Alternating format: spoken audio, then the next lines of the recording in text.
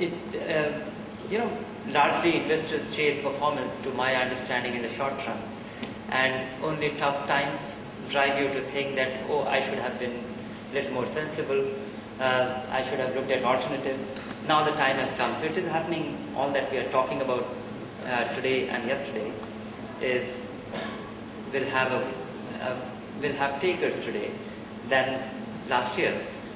So getting started, when I look at what is on offer today and what will be on offer tomorrow, Indian fixed income investors had it very safe, sound, and alternative.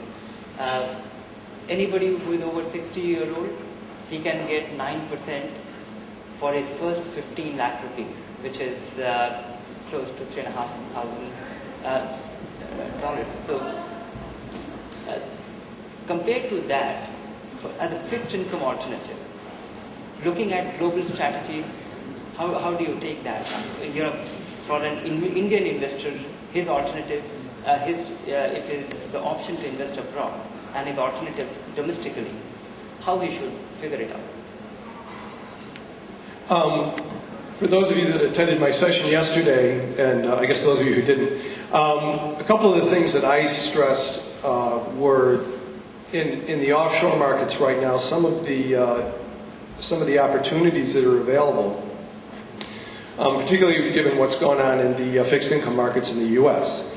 And one of the common themes I was trying to make was that the whole subprime crisis has kind of painted other fixed income asset classes with the same brush. And I think almost anything you mention in the U.S. right now, people are very concerned that it is somehow tainted with subprime and it's not a good time to invest. But I think actually that's created a lot of opportunities, particularly in things like U.S. mortgage-backed securities or senior loan products, where there's a lot of concern with whether the recession or the subprime crisis is just continuing to spread into other asset classes.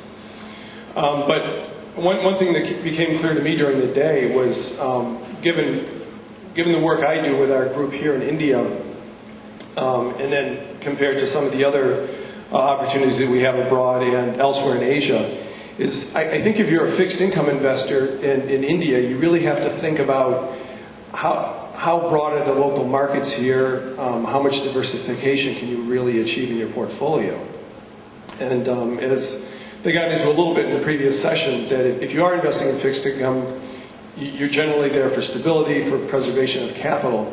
But I think one thing investors should look at here is you really have, at the moment, a very narrow market.